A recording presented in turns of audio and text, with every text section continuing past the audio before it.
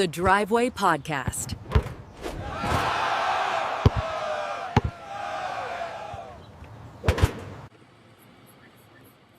Hello. Welcome to episode 4 of The Driveway. Today is Wednesday the 28th of January. Sorry, having some audio troubles, but we're back. Danny and Danny times 2.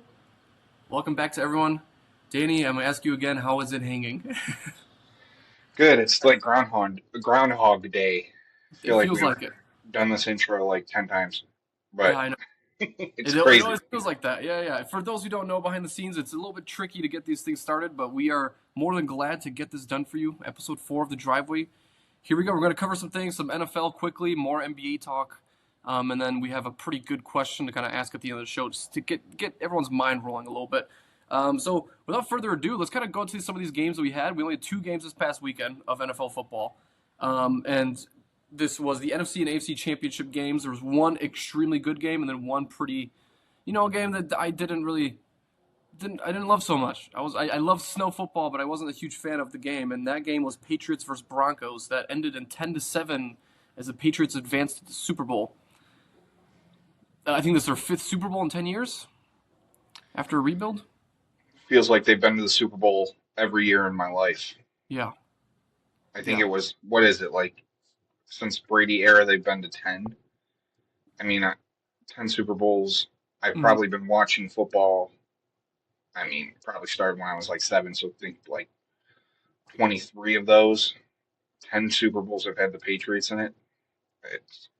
It's sickening, man. It is sickening.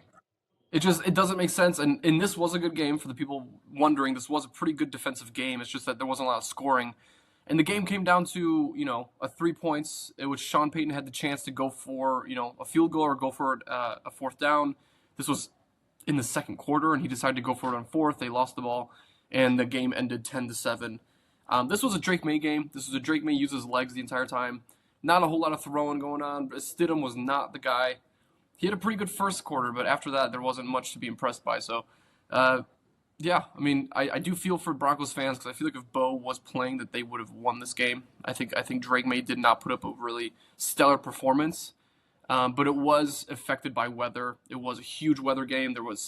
If you saw the difference between the first quarter and the fourth quarter, there was like 5 inches of snow added on. You couldn't see the lines. And also the Broncos had a chance to tie the game at the end, but they had the blocked kick. So that gives, a direction to the Patriots. Patriots did play a better game. Well, then Stidham, wasn't that the fumble that put the Patriots in position to score the touchdown that basically lost the game? Yeah. I mean, Bo Nix probably doesn't do that, but I don't know. I'm a little annoyed by the talk of them talking about the snow and having to change the weather and all that by having people play domes and stuff. It's like New England Patriots had played in weather like that. Like it wasn't necessarily great weather the week before against Houston. Like they played in this weather, and for Drake May not to play, to play the way he did. Mm-hmm. I'm not saying he doesn't have an excuse to not be throwing the ball as much, but at the same time, the Patriots did not look good in this game. Yeah. They one play essentially won them the game. Mm-hmm. And that, it's unfortunate because we love these AFC Championship games and the NFC Championship games because they're usually incredible battles. And obviously the NFC had more of a battle, but the AFC was a little bit of a slower turn. I wasn't so hyped about this matchup to begin with. I was more hyped on the idea of the backup quarterback, but that fell apart after the second quarter because Stidham, he looked lost. He held on to the ball too long. Receivers were never open. And so this was just a defensive bout, and this is just the final that it came out to.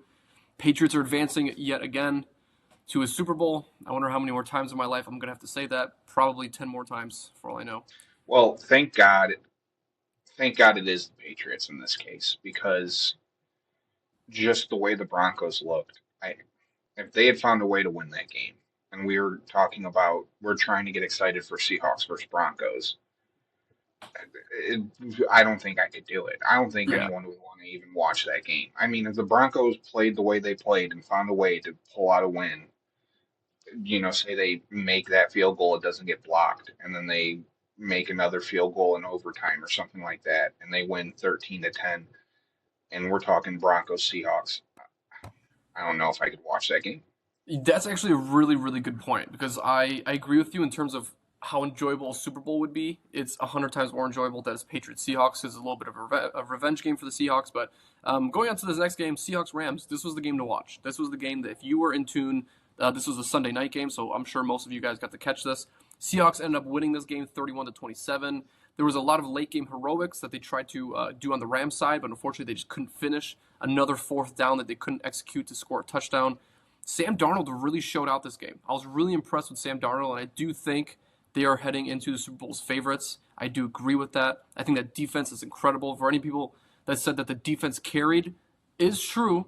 That is true. The defense did carry the Seahawks, but Sam Darnold did play his part, and I think he's a viable Super Bowl quarterback. And if he wins, then I think his story gets rewritten in a different light.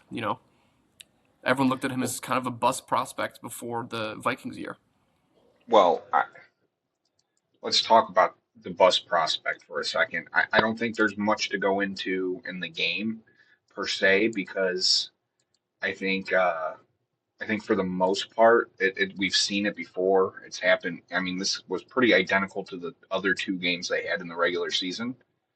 But I want to talk a little bit about Sam Darnold being a bust because let's look at that 2018 NFL draft class, which is turned into quite the draft. I mean, it's a stacked draft if you go back and look at it. But it's crazy to think that in that draft you had Baker Mayfield, Sam Darnold went third to the Jets, um, Josh Rosen, Cardinals, Yeah. four Cardinals went 10. But you had Josh Allen going seventh to the Bills. The Ravens had traded up to get Lamar Jackson. Um, so there was quite a bit of top tier talent at the quarterback position coming out um, in that draft. And to think that Sam Darnold is the first one to make a Super Bowl amongst two guys who won MVP. Has Baker won an MVP? I'm not sure, but I don't think um, Baker has. no. So two quarterbacks who have won an MVP, and Baker Mayfield, who went number one, who's had a successful career. To think that Sam Darnold is the guy to come out of that group as the first one to make a Super Bowl, and I think he could win one too. Like that's crazy to think about.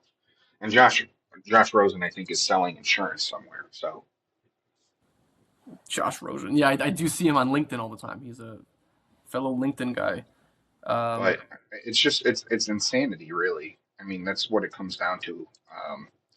that's how It's sports works, man. And that's the coolest part about it is that no one would have guessed that Sam Darnold would have been the first one to play for a Super Bowl, and he definitely deserved it. In the last two seasons, he's been phenomenal, spectacular player. Playing in our division, playing in the NFC North, it was very tough to play against him, but he's definitely on the right path, and I'm excited to see his Super Bowl performance. I really hope he doesn't so-called shit the bed. There's been a few games this season against pretty good defenses. He did play well against the Rams. I think that's one of the better defenses in the league, but Mike Vrabel will have that Patriots team ready for a Super Bowl, most definitely. And I do want to give props to Drake May. For a second-year quarterback to make it to the Super Bowl, regardless of the schedule, is a huge, huge deal for him in that franchise. So, though it's the Patriots, I do give a lot of props to Drake May because that's not an easy thing to do in your second year. If I had to put perspective into Caleb doing it, I think the vibe in Chicago would be ultimately different than the Patriots had an expectation, right? Their team the entire year was just like, we're Super Bowl ready. And that's a lot of props for a second year QB. Oh, I would disagree with that. I think the Yeah. Patriots took a lot of people by storm. I think the Patriots felt like they weren't far away from competing, but I think, especially the way it started, I mean, this team lost to the Raiders. So, I think they knew that they were trying to change their identity. Did they get helped by playing some pretty bad teams in the interim? Yeah, they did, but this playoffs is just they've been more physical than some of the most physical teams in the NFL. You can't take anything away from them. But I agree with you on the fact that Drake May deserves a lot of credit because in his second season, he's playing some of the hardest defenses that anyone could match up against. I mean, the Hmm. Chargers had a terrific defense, the Texans did, the Broncos did. these were top 10 defenses in the league, and he's beaten them, and he's found a way to win. And that's really all you can ask about from your quarterback. You know what I mean?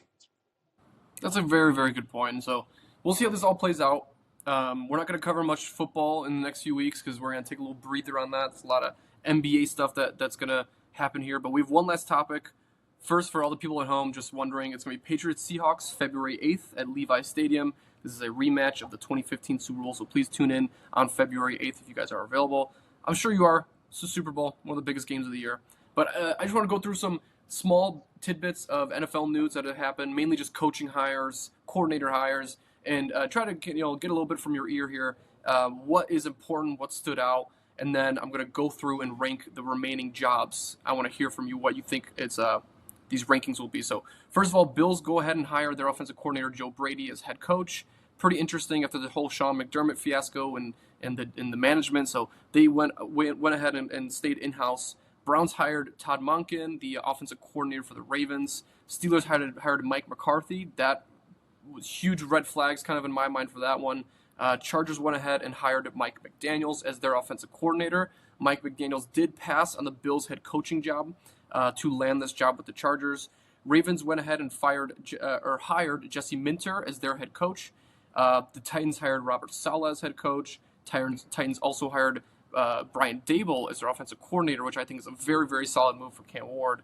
And then, other than that, Shedeur Sanders added to the Pro Bowl. But we'll leave that a little bit for the end there because that is, I was fucking blown away, Danny. I was fucking blown away, dude. There's like 6 other quarterbacks that could have made it. Like most of the guys are hurt, but for Shedeur Sanders to make it, and my big thought was it should have been Joe Flacco. I think Joe Flacco should have got a nod before Shedeur Sanders here. Most definitely. Did I just knock out there? No, you're good. You're good. Okay, because it like paused me for a second. So if I did, let me know. Um, but we're on the coaching news. Yeah, it feels like there's been a new hire to read about in terms of coaching every single day. Mm-hmm. Um,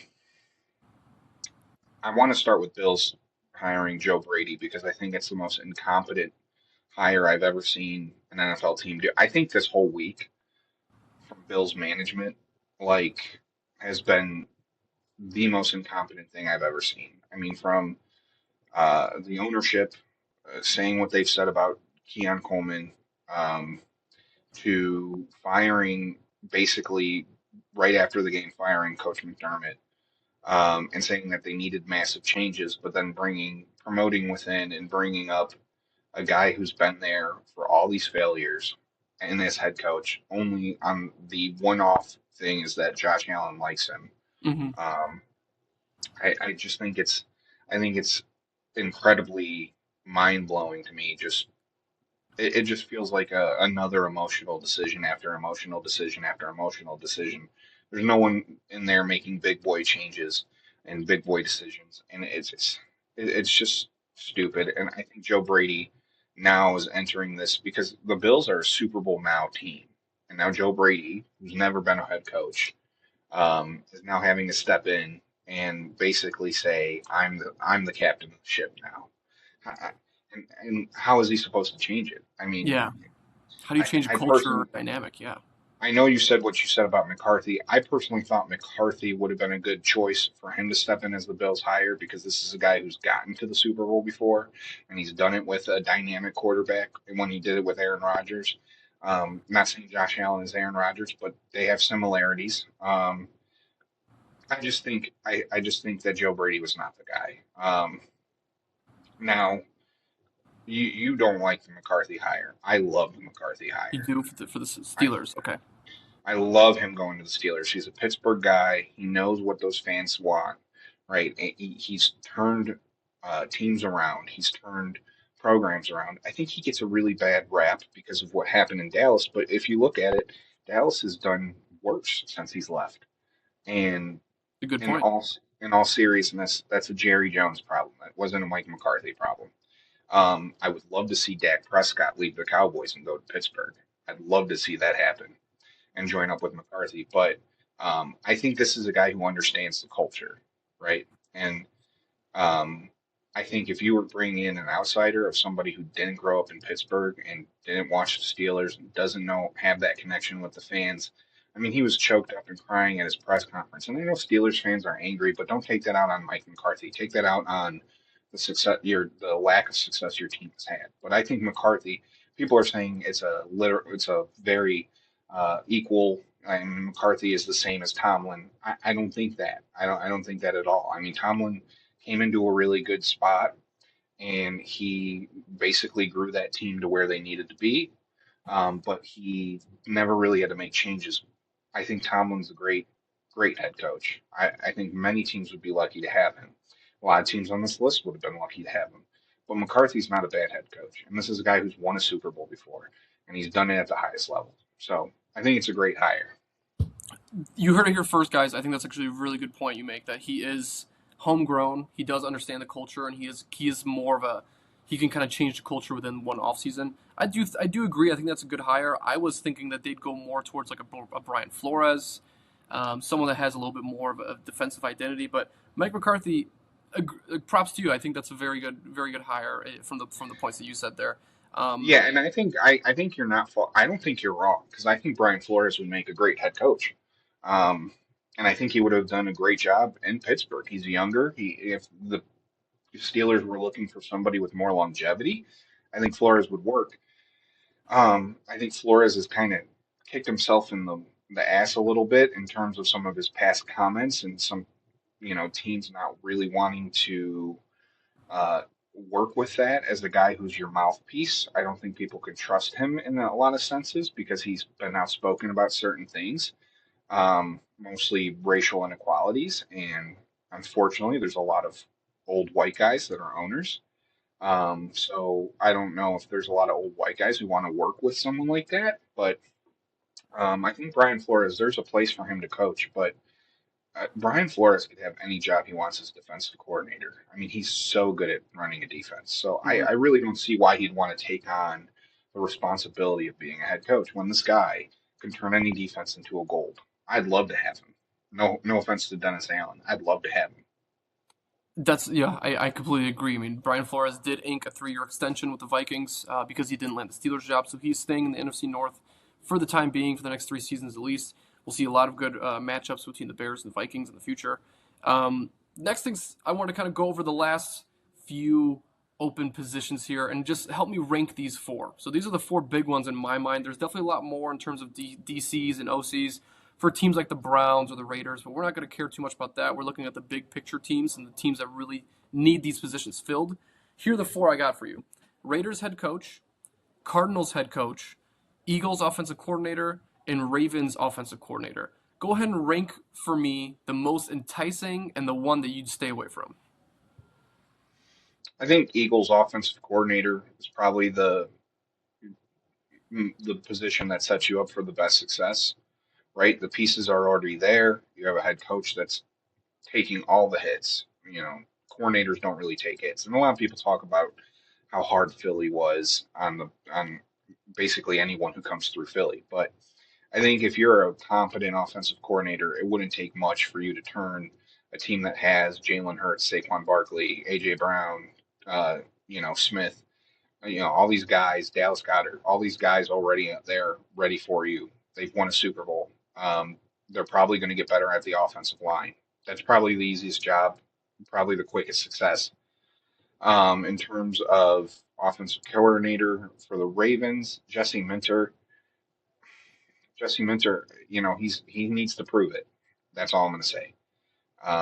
He's kind of been riding the Harbaugh coattails for a while here. It has not been a great era for Michigan head coaches and people who came from that tree.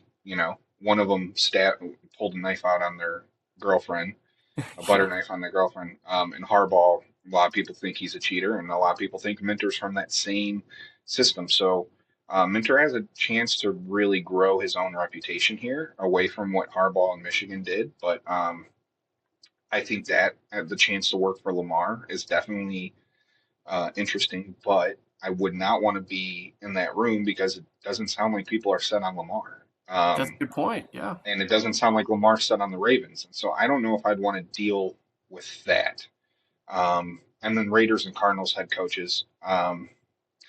Cardinals are a lost cause. I think that's the worst job in the NFL. Well, I think the Browns was, but then Todd Monken fell on that sword. So Todd Monken's got has his hands full.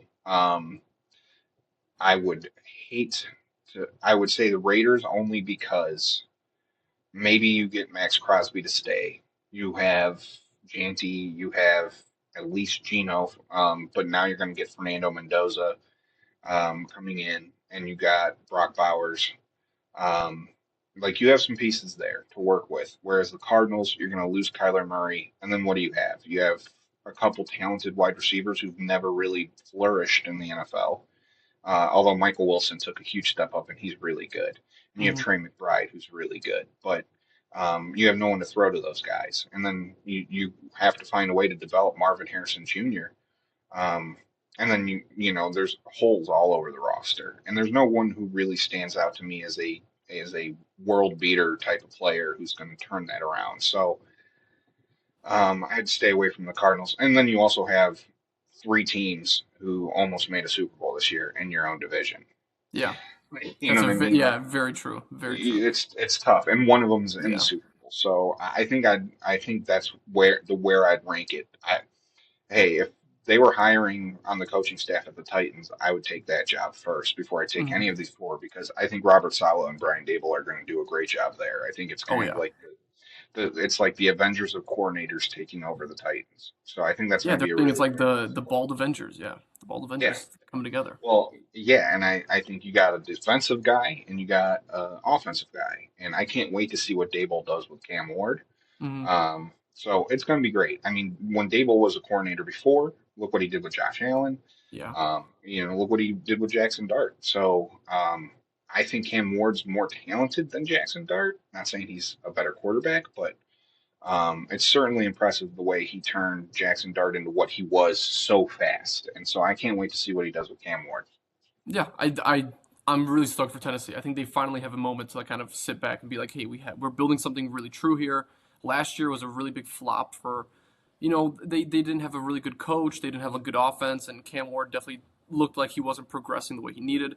This is a really exciting start for Tennessee because that's another franchise that kind of needs a push, right? Like this is Yeah, a franchise that could become something really important, and they're in a division that does lack a little bit of consistency. So in their case, it would be really exciting to see them flourish into a better NFL offense and also that defense. Like for Tennessee sure. can rise up. Yeah. All right, that's enough of NFL. We're gonna skip NFL for the next few episodes here and wait until the Super Bowl happens. But let's dive into some NBA talk because obviously NBA has been the main course of action here. A lot of people are talking about the NFL trade deadline that happens on February 5th.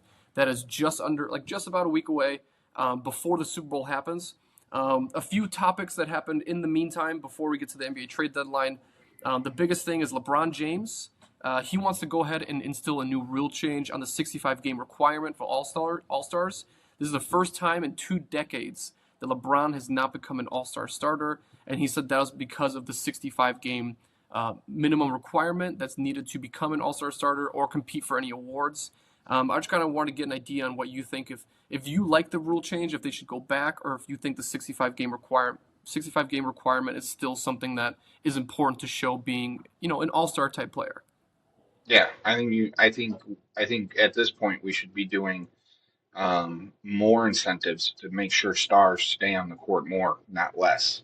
I Hmm. think LeBron needs to shut up and retire. To be honest with you, I think he's a big reason why the NBA is such a bad product right now because you have stars who don't want to play, and people who think they could only play 50 games a year and then come back in the playoffs and make a run and think that people are going to accept it when you buy tickets, it's likely you're going to show up and you're not going to watch. I'm a victim. I went to the Spurs game. I went all the way to San Antonio, and didn't get to see Wemby. You know what I mean? And when I was a kid, I didn't get to see Derrick Rose. So, Yeah. um, my first three games I went to see D Rose, I wasn't able to see him. It took me years later when it wasn't the exciting version of Derrick Rose. Um, it's just it's frustrating, and you have guys like LeBron who are sitting in this weird thing going on with Giannis. where he was clearly unhappy, and now all of a sudden he has a injury that's keeping him out 4 to 6 weeks. But it feels more like he's sitting because he wants to be traded and not be playing in Milwaukee. Like the whole thing is just really weird, and so I'm just uh, any incentive you can throw into the NBA to say, hey, you guys need to fucking play. You guys need to be here. You guys need to play. We're not asking you to play all freaking 80. What is it, 82 games? We're Hmm. not asking you to play all 82 games. We want you to play most of them. So LeBron needs to go away because he's kind of like the John Cena, where John Cena is remembered as one of the all-time greats, but a lot of what John Cena did in his career ruined professional wrestling, Yeah. where he brought people inside behind the curtain, and he started making things a lot more, wrestling in a very safe way. LeBron kind of did the same thing. Like LeBron was as exciting, and he's one of the all-time greats, but a lot of things that LeBron did were flashy. They were not for the betterment of the game. He took a lot of the heart out of the product, and I think he wants, and the problem with 65 game requirement, that this is the issue with that, is at that point it becomes a popularity contest because there's guys out there that are playing 65 games like a Trey Murphy. They're playing every day that aren't going to get the love that a Zion Williamson would, who hasn't played Hmm. No, because it's exactly. a Really name. good point. Yeah, it's a really good point. I do agree with that. The product that the NBA is delivering right now is a bit disturbing because it's going to relate a lot to the last question we have at the end of the show. So please stick around for that. But you're right. It's there's something that isn't. There's something really important missing from the star potential that a lot of these teams are facing. And guys like LeBron, obviously, he at the end of the day is the face of the league as long as he's in the league. We did just watch the Bulls play him, and he had a really good half against the Bulls, so he's still playing at a high capacity. But I do agree the 65 game requirement, if anything, should be a little bit more, a little bit stronger. It should get a better incentive for players that are somewhat more mediocre on the medium side to have the advantage to become an all star. Now I'm thinking of players like your Josh Giddeys, your Trey Murphys. Like obviously Josh Giddey was out for a majority of the season, but those kind of players are playing their heart out every single night, and they are truly a centerpiece of some of these franchises that people don't understand if they don't watch the game. Uh, so I do agree with you on that point. Another thing that happened this past weekend is Derrick Rose obviously got his jersey retired. We touched on it a little bit in the last episode. Finally got his number up in the rafters. I tried my best to make it to the game, but I did have a moment outside the arena. I showed up. I bought a T-shirt from the street vendors. I got to take photos with a few people and watch the ceremony from my phone live at the event. That was absolutely unreal. Is there any kind of touching moments from the ceremony that you thought the best, that you kind of resonated with you the most? Um, I thought they did a really good job leading up to the ceremony on YouTube. There were a lot of really great videos that I encourage people to go back and watch, especially people who watched each and every one of those games. Um, they did a really fun video where they did the greatest moments when he was sitting with Taj, Kirk, and Joakim. But I think my favorite moment, because you don't hear him talk a lot, was hearing Luol Deng speak at the ceremony, which I thought was really great. Um, I think just seeing the way Derek's kids love and appreciate him was really great. Um, and I thought it was really great of some of the all-time greats, the NBA greats who are in the media now. As people were saying, Derrick Rose only played 8 years for the Bulls. Why is he getting his jersey retired? Um, Kind of explaining why Derrick Rose means so much to the city. Obviously, on the court, he was one of the greatest to play at the time. And sure, injuries derailed that, but I don't think people really understand unless they live here how much Chicago people get. A lot of people leave Chicago. Look at stand-up comedy. All stand-up comedy is people from Chicago who move to LA. A lot of people leave the cold to go to LA, to go all these more glamorous Miami, these glamorous places to try to find their fame. Derrick Rose wanted to be a Bull. He wanted to stay in Chicago. This was his home. He wanted his kids to live here. The city meant so much to Derek, and in turn, Derek meant so much to the city. Hmm. Um, and he's done so much in the communities, and he's a staple. in the city of Chicago. And so for people who don't live here, who didn't grow up watching a Chicago Zone, I mean, look at the way people love Io DeSono. This is a bench two-way player guy, but because he's a local kid, people love on him. So um, you just got to be from the city to really appreciate it. Yeah, Derek is the prime example of a hometown hero. If you ever need an example, then I would definitely urge you to do more research on Derrick Rose and his storyline. Obviously, a kid from Chicago like me, like I have absolutely every possible thing with Derrick Rose's face on it. Anything that had his face on it, I was there. I wanted it, and I'm keeping it for a very long time because he is the hero that we needed and we deserved. And to have his number in the rafters, I will be at the game on Friday, the Blackhawks game. That'll be my first time to go ahead and see it in person. I'm really, really stoked about it. But I agree with you. The ceremony was beautiful. I think the Thibodeau and Luol Deng moments where they got to talk to the fans was awesome. My favorite is that Derek talked a lot about the hardships. He didn't talk about how good this feeling is and how much he deserved it. He talked about the low moments of his career, which is something that it's a tough pill to swallow for Chicago fans because you understand how hard that is. But he brought out the image, right? The first image of him tearing his ACL, talking about how stop giving Tom Thibodeau shit. Like this was a team effort. This is the decision we made. If I got to redo, then I still would have played. Like that for me is important because that puts so much closure on the idea of like no more what ifs. His number is now retired. The what if story for me still could live on, but it's now shut down into the idea that he's staying solidified as a Chicago Bull. He's not going to be remembered as a New York Knick. He's not going to be remembered as a Memphis Tiger. Purely the Chicago Bull aspect is how Memphis Tiger, right? Because I mean that's his college team, no? Memphis, Memphis Tiger. What Oh, was you're talking college. I thought you were college, saying. right? I thought you were confusing Memphis Grizzlies. Yeah, the Grizzlies with the time. I mean, his time in Memphis was short, but his time as a Memphis Tiger was Oh obviously my God, I'm stupid. I'm stupid. I thought you were calling the Memphis Grizzlies the Memphis Tigers. I was like, who the the fuck Memphis are the Memphis? Tigers. They might as well, Yeah, dude. The Grizzlies team's got to move on from something, no, man.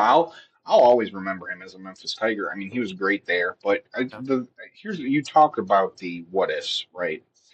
Um, it's really hard because that was why it was so hard. Is because that year when he first tore his ACL in that first round matchup with the Sixers, um, like that really felt like a championship team. yeah, And they gave the Heat, I know they gave the Heat problems without him.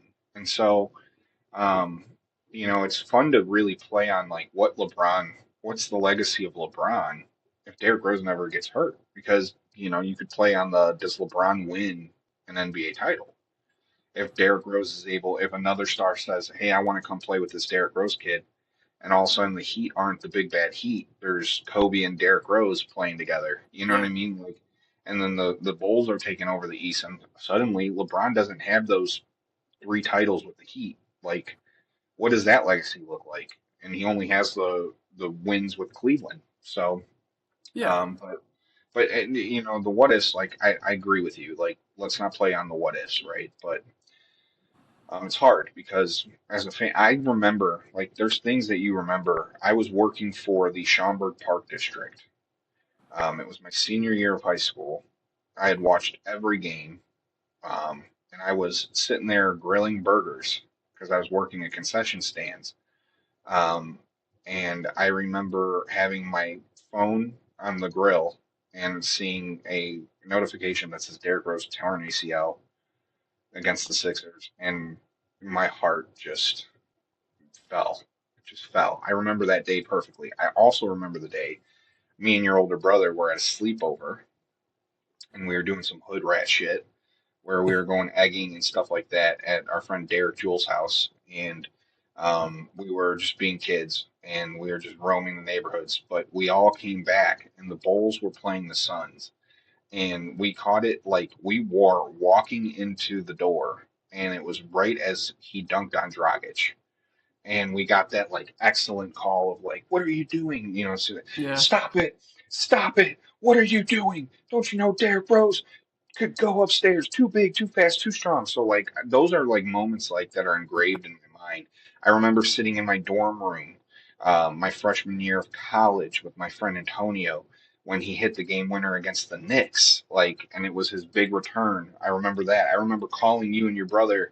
We had the text thread, the Christmas Day game when he beat the Lakers. Like I remember those moments so vividly that it's like engraved in my mind. Yeah. Um, and it's stuff that I will remember till I die, and that to me is what sports is. Those magical moments that you remember that make you feel young again. You know what I mean? Hmm.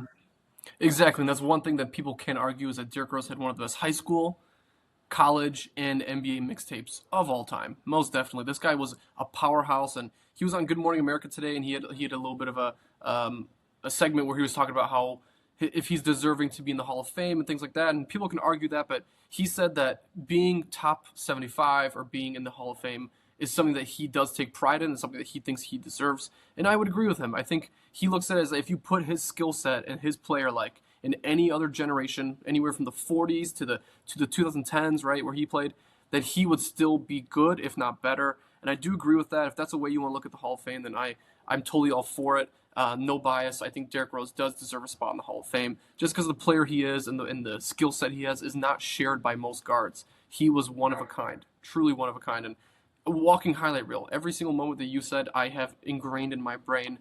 Till the day I die, it's one of my absolute favorite ride or die players.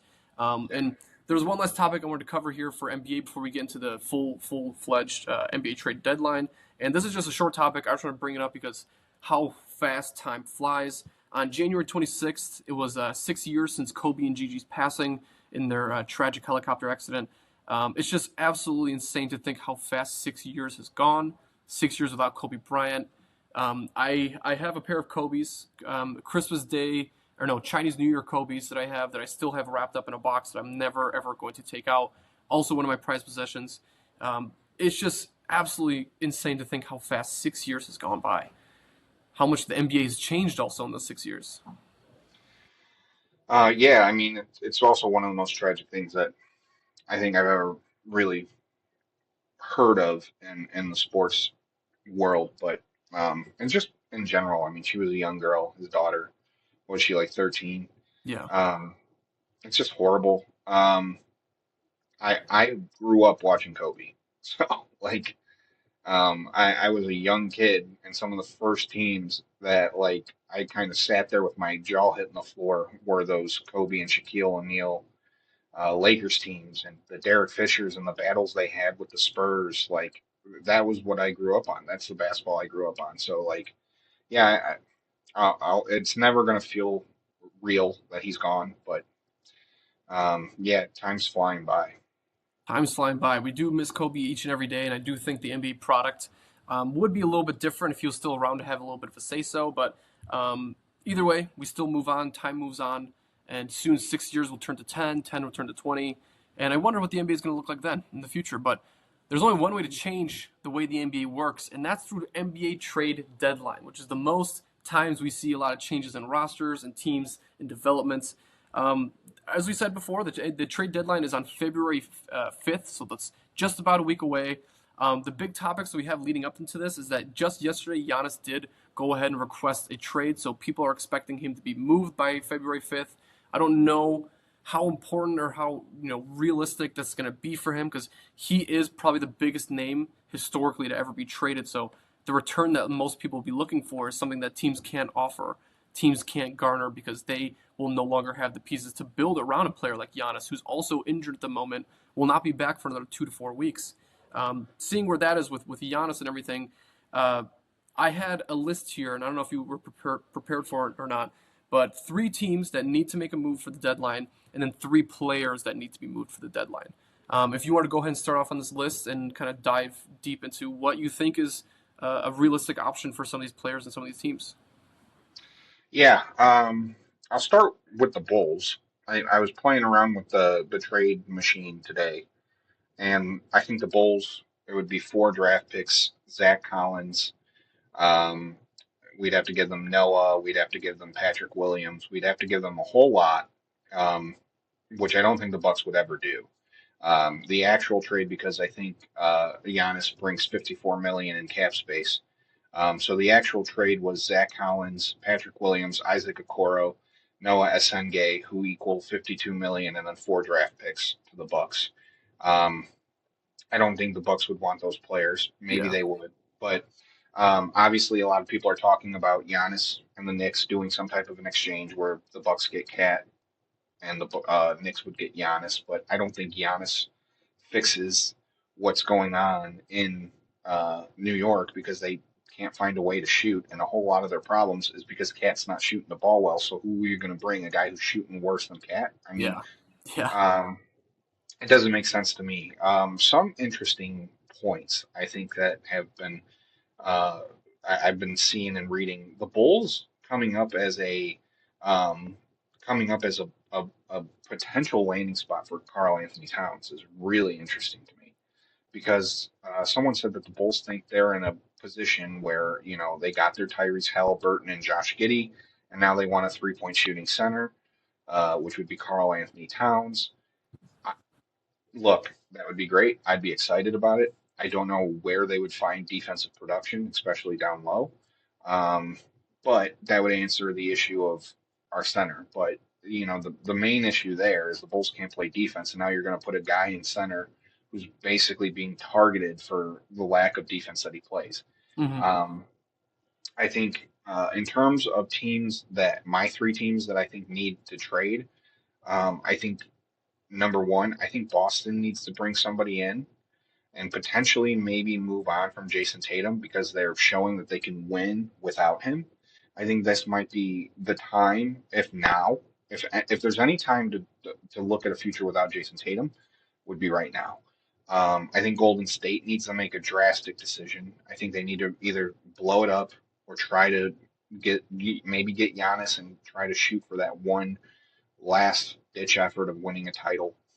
I think Dallas is a team that might want to take either a step forward and get a guy like Kobe White or take a step back and move some assets away and try to get more younger talent in there to build around Cooper Flag. They're obviously in no rush right now. So I think those are teams that I think can really make a big hit right now. But um, I know the Bulls, I think the Bulls really need to make a move. Hmm. And I think they can't sit. And I know it's more likely that we're going to try to make a push for Benedict Mathurin um, over in Indiana and Yves Missy in New Orleans, but those could be potentially guys that come in and have an impact. But the Bulls need to do something drastic.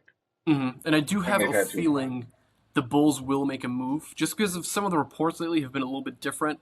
It's sounding a lot more like the Bulls are starting to become buyers and not sellers at the deadline, whereas it's always been sell, sell, sell.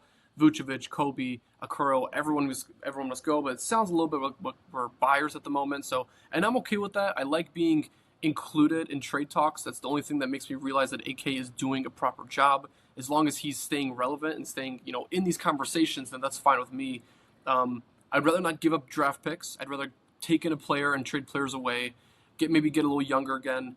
Isaac has definitely grown from the trade that we got for Lonzo. I think he's become a solid piece, and he could get a somewhat of a good return. I know the Lakers are interested, but for me, the 3 teams, and these aren't the biggest teams by any means. These are just 3 teams that I found interest in that I felt are in a position that they could buy to make a playoff spot. Maybe they're like a 9th seed or a 10th seed, and they're going to push a little bit harder to try to get to a position to really solidify their playoffs position. And those 3 teams for me were Minnesota, Milwaukee, and Memphis.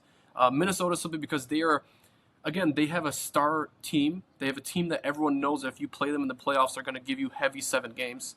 But I do think that there are a few pieces away to kind of push them out of that 6th seed into a higher realm because the West is strong, and unfortunately Minnesota's time might already be up with seeing how good the Spurs are playing and how well the Rockets are playing.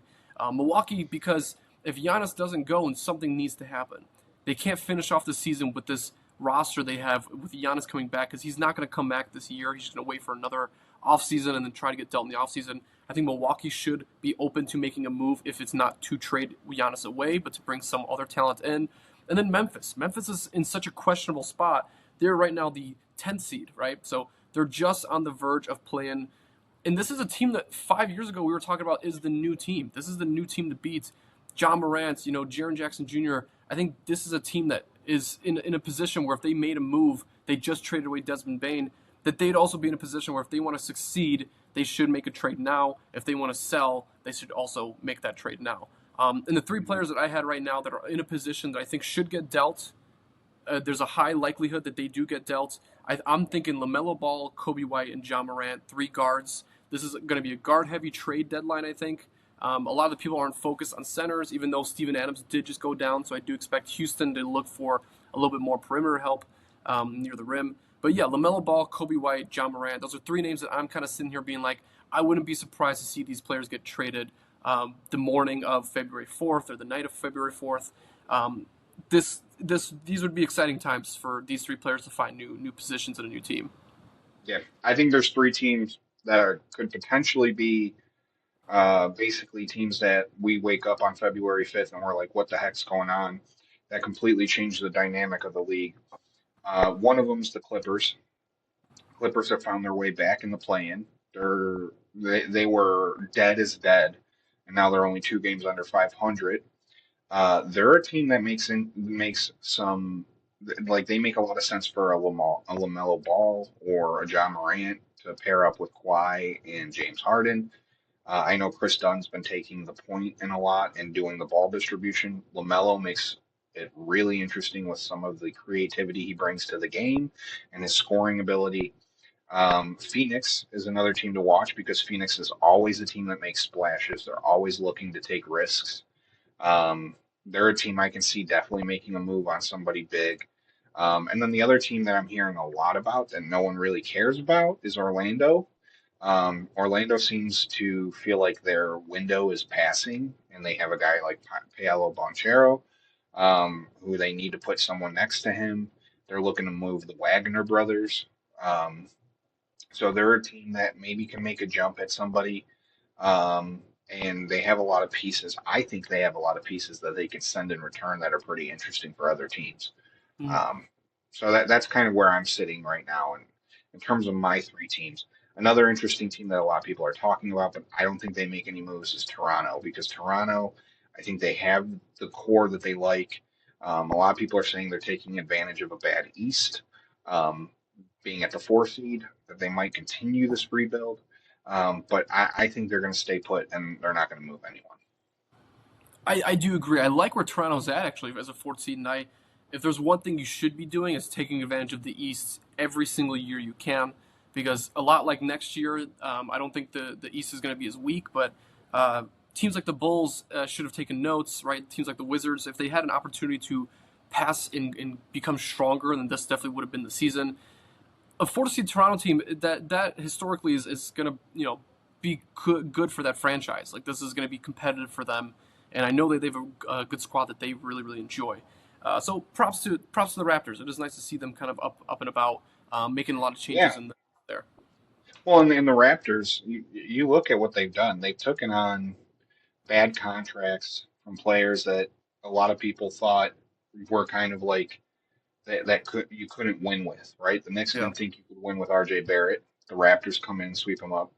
They get Brandon Ingram, right? They had Scotty Barnes, Grady Dick. Like, they have all these great players that they're growing, and they're winning with these players that people said you can't win with. So it's like to me, it's really interesting. They're a fun team to watch. I don't think they're a great team, but I don't think they're going to move, and I think they're going to try to build on what they have. yeah, I totally agree. And there's no championship aspirations other than a few solid teams in the NBA right now. But it is refreshing to see a team like that bounce up after a struggle of a season last year.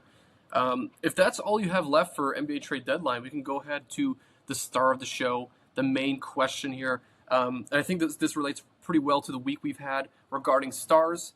So I'm going to put the question out there. Are superstars actually too important to American sports right now? And to rephrase it, just for the sort of the viewers at home, if there's any confusion, what is more important to root for, greatness or relevance? Well, I think when you talk about superstar, you do need a star in terms of building the equity of your team to build the marketing of your team. You do, right? In terms of greatness and winning, It really comes down to efficiency by position. And what I mean by that, let's look at hockey. You can have all the great players like the Edmonton Oilers. You can have, you know, Connor McDavid. You can have Drysdale. You can have all these great players, but you have no answer at goalie. And so you're not winning games because you're getting beat up and you're in shootouts every game, right? NBA, um, the Bulls have had some success without stars. Now, obviously, it's a star-driven league, right? And having a Shai Gilgeous-Alexander wins you titles and stuff like that. Um, so I think a sport like NBA, you kind of need more of a guy who's going to get you buckets. I would say NBA, you definitely need a star. You need a guy who's going to step up in any type of situation and get you a score in any type of way. 3-point shot, driving to the rim, but is also going to step up on defense and make the stop. But with the NFL, again, efficiency by position. Sam Darnold is not a star, but he's an efficient quarterback, and he's got a bunch of good players around him that are efficient at their position. And so in the NFL, I don't think you need a star. But if you're looking to create equity in your product, you need a Caleb Williams because that's a guy Mhm. you could sell. But can you win with Caleb Williams? That'll be we will see because he hasn't been the most efficient quarterback. Um, Baseball, I don't think you need stars in baseball. Obviously, the Dodgers have won with uh, stockpiling a bunch of stars, right? And they're selling it as a product because they have so many great players, but also they're winning championships. But we've seen teams like the Arizona Diamondbacks get to the World Series. We've seen teams like the Washington Nationals trade Bryce Harper and still win a World Series. So, and what wins championships in baseball? If you build out your pitching staff and you have top to bottom great pitchers, and you have players on offense who are just efficient. They're not sexy, but they're efficient. You can win Mhm. games and you can win a title. But NBA, there's some factor of efficiency by position, right? Like you see it with the Bulls. The Bulls try to maximize each position, and so that gets them wins. But where the success has been is having a star who can step up in situations and basically have the ball in his hands at all moments, right? But um, I think it really varies by sport. But I think in terms of one sport where you need a star, it's the NBA.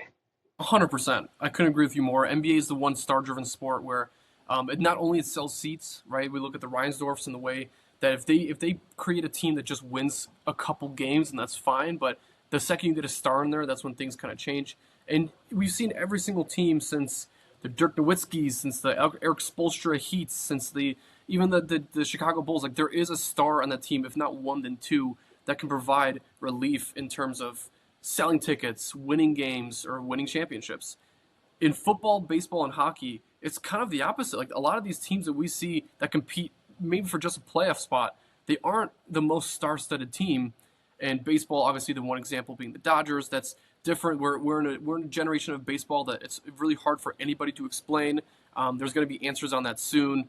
How these things are going to change, right? Cap floor, cap, whatever people want to talk about. But I do see the point of basketball is the one exception that you do need a star to really drive in people in seats and win games.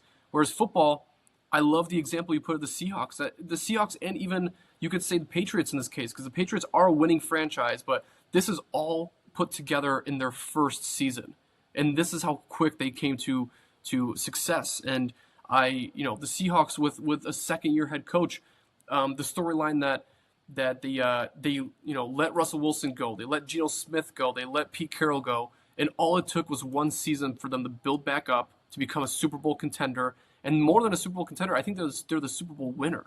I think they're the team that's Yeah. going to go home with the trophy. So, and there's a lot of star-studded players, but I can guarantee one thing is the Seahawks. I don't think they have the first best position player of any position in the entire league. The NFL is such a wide range league. There's so many different positions to fill. right? Like whether it's quarterback or defensive line or linebacker, I think all these guys are within top fives, but none of them are star-studded number one options in the NFL. And the Seahawks are an awesome example. Yeah, I well, do like the example. I think the most important thing is having a front office that knows what they're doing and they know how to develop a roster and develop a winning culture. That's the number one most important thing. And I don't care what you say. I don't, because we've seen examples of teams win with a star. We've seen teams win without a star. But what we haven't seen is we haven't seen a team with a bad front office win a title. You need to have a great GM, a great owner, people on the same page of like, hey, this is how we're going to get over this hump and this is how we're going to be great.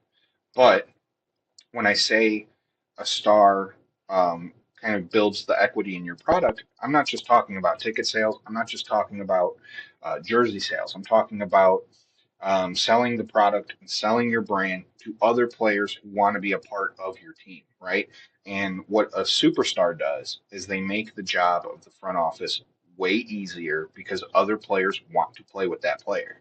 They want to be a part of that player's greatness and they want to achieve greatness with that player. You'll see it with the Bears. There's going to be a lot of players that want to play with Caleb. You'll see it with, going back to the '06 Bears. There were a lot of players that wanted to play with Urlacher and Briggs. There were a lot of people that wanted to join up in New England to play with Brady.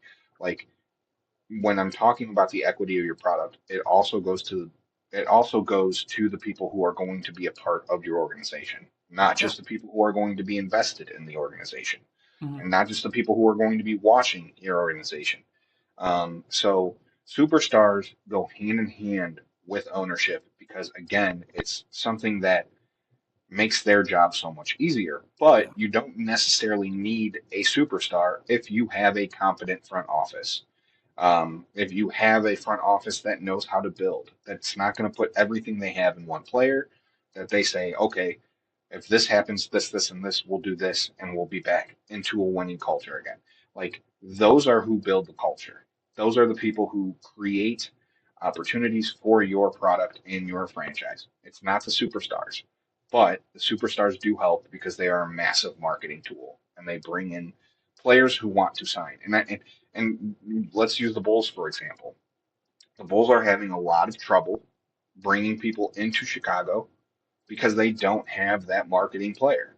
They don't have a player that's other players say, I want to go play with that guy. There's no one on the Bulls that has that right now. And we're seeing our front office struggle with that because our front office is trying to push the product to other players and they're not having a lot of success doing so.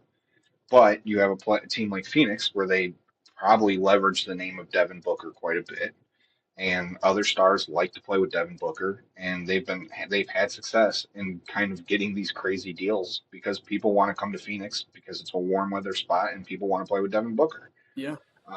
So that's where it becomes important. However, in terms of just winning, you can win without him. Extremely well said. And I do like you brought some great examples of some teams that kind of are in the middle spot where, again, if you have a star or if you have a potential star, that makes everyone's job easier for other players, and that's why people want to play together. That's why coaches want to get paid.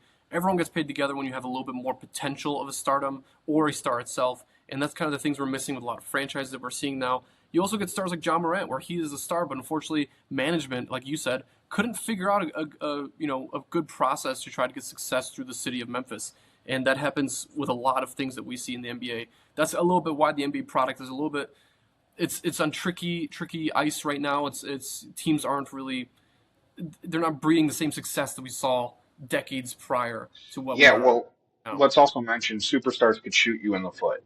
They Yeah, can really they can they're a ticking time bomb if they don't work. yeah, Because you look at a John Morant, Memphis Grizzlies, their organization as a whole, they've done a lot of really good things. They've drafted well, they've built up a lot of really good talent, and they've built up a lot of assets going forward to keep building out that roster with not a lot of equity and not a lot of money in the bank. But you know, John Morant, he's a guy who can't get out of his head. He can't get out of his way and he's kind of killed that organization. Giannis and the Bucks. I know Giannis has won a title, But Giannis is setting the Bucks back. This whole thing, when Giannis leaves the Bucks, he is going to set the Bucks back quite a bit. They are not going to be relevant for a long time once Giannis is gone because the Bucks put a lot of money and invested a lot of money in players like Miles Turner to build around Giannis that are now on staff.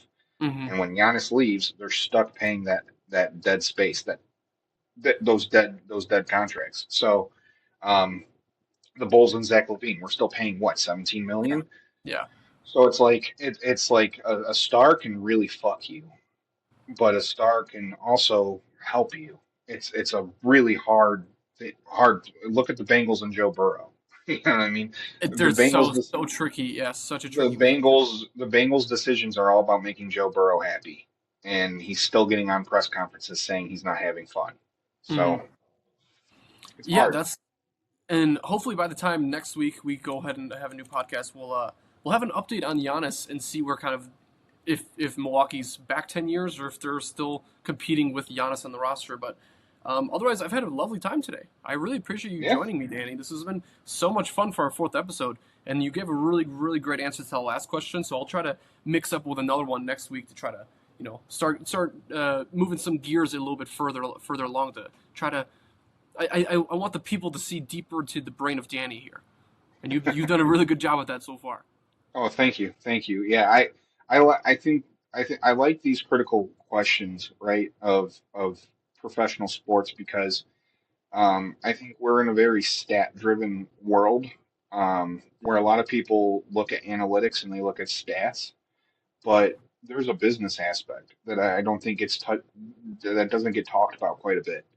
And money plays a factor, um, but also strategy plays business strategy that like that's a big factor, not just what a guy's shooting percentage is from 3-point line. So it's like all those things play into it, and I think there's a lot of great conversations to be had. And what I like about this is like we can have these conversations and kind of you know shoot the shit a little bit and try to throw shit at the wall and see what sticks. Hmm. Exactly. So we'll be back with you guys next week. We'll have a few new topics. Still not going to cover too much football unless something really drastic happens. We'll go a little bit deeper into the trade deadline, see what kind of moves we see happen and what kind of updates we can give you guys. But otherwise, appreciate you guys sticking around. Episode 4. See you guys for episode 5. Awesome. See you guys. Or what was it again? Don't park on the street. They're plowing tonight, so park on the driveway. Yeah. Also, don't walk your dogs on the street because the salt they put on the street is not pet friendly. Exactly. We got a loving dog owner here. Go ahead and listen to you guys. We can do a dog podcast. We can try that sometime. Yeah, let's do a dog podcast. All right. Thanks, guys. Yeah. See ya. Later.